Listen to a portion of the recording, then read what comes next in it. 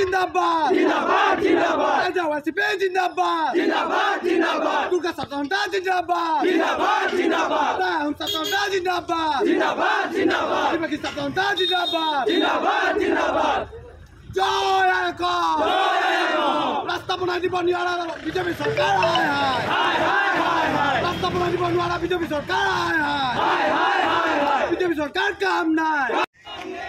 আজি আমি বিভিন্ন দল সংগঠন একত্ৰিত হৈ আজি আমি এই ধৰ্ণা কাৰ্যসূচী ল'বলৈ বাধ্য হৈছোঁ। কাৰণ টিংৰাই চাৰিআলি বুঢ়ীদিহিং নদীৰ দাঁতি কাষৰীয়া অঞ্চল লগতে টিংৰাই চাৰিআলি উচ্চতৰ মাধ্যমিক বিদ্যালয়ৰ একমাত্ৰ খেলপথাৰখন বুঢ়ীদিহিং নদীৰ গৰাখহনীয়াত যা গৈছে।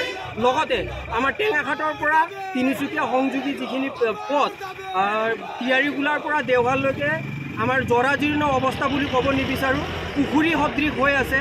এই পথ নিৰ্মাণৰ লগতে আমি বুঢ়ীদিহিং নদী গৰাখহনীয়া ৰোধ কৰাৰ দাবীত আমি আজি দুঘণ্টীয়া ধৰ্ণা কাৰ্যসূচী গ্ৰহণ কৰিছোঁ।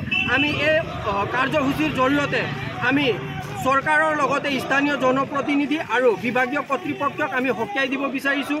যদি উক্ত আমাৰ দুটা দাবীসমূহ অতি সোনকালে আমাৰ পূৰণ নকৰে আমি অনাগত দিনত ইয়াতকৈ জংগী আন্দোলন কৰিবলৈ আমি বাধ্য হ'ম বুলি আমি এই অনুষ্ঠানৰ পৰাই সকীয়াই দিব বিচাৰিছোঁ।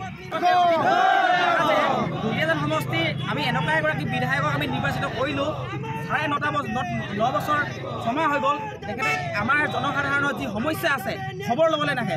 বাৰম্বাৰ আমি আমাৰ এই ৰাস্তাটোৰ কথা তেওঁলোকক অৱগত কৰাৰ পিছতো তেওঁলোকে কোনো ধৰণৰ পদক্ষেপ গ্ৰহণ নকৰিলে। তাৰ ফলত আমি 6টাকৈ সংগঠনে আজি ইয়াত প্ৰতিবাদ কৰিবলৈ আহিছোঁ। ইয়াৰ লগতে আমাৰ যি বুঢ়ীদিহিং নদী গৰাখহনীয়া তাৰ ৰোধ কৰাৰ ক্ষেত্ৰতো তেওঁলোকে কোনো ধৰণৰ পদক্ষেপ গ্ৰহণ কৰা নাই। অনতিপলমে বিজেপি চৰকাৰ আৰু 13 কোৱালাক আমি সকীয়াই দিছোঁ। আমাৰ ইয়াৰ যি সমস্যা আছে সমাধান কৰক, অন্যথা কিন্তু অনাগত সময়ত যদি ভোট বিচাৰি আহে চেণ্ডেলৰ মালা বিধায় প্ৰধান নিশ্চিত। কিন্তু আজি আমি বিভিন্ন দল সংগঠনে ইয়াত একগোট হৈ পিনে যি ধৰ্ণা কাৰ্যসূচী লৈছোঁ দুঘণ্টীয়া।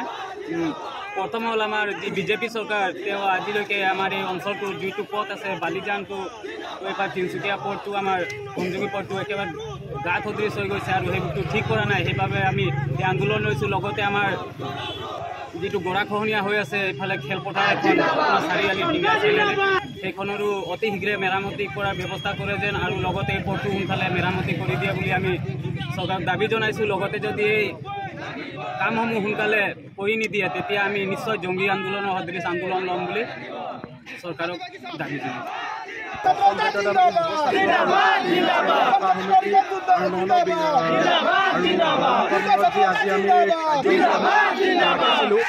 আজি আমাৰ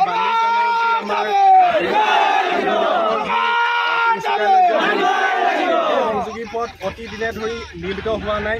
গতিকে যি আমাৰ দুলীয়াজানৰ 118 নম্বৰ যি আমাৰ বিধায়কগৰাকী তেওঁ ইমানে অকমান্য যে আমাৰ যি বালিজানৰ স্থানীয় ৰাইজে যি আমাৰ সমস্যা ভুগিবলগীয়া হয় আমি দেখিবলৈ পাওঁ যে যি আমাৰ এই পথটোত আমি যি আমাৰ গাঁতটো নহয় আমি পুখুৰী দেখিবলৈ পাওঁ। গতিকে আমি এই কাৰ্যসূচীটোৰ পৰা যে আমি তেওঁক সকীয়াই দিছোঁ যে অনাগত দিনত তেওঁ যদি আমাৰ সমস্যাবোৰ সমাধান নকৰে তেওঁ আৰু আমাৰ জটিল প্ৰতিবাদ তেওঁ সন্মুখীন হ'বলৈ পাব। ধন্যবাদ। জয় আইকন।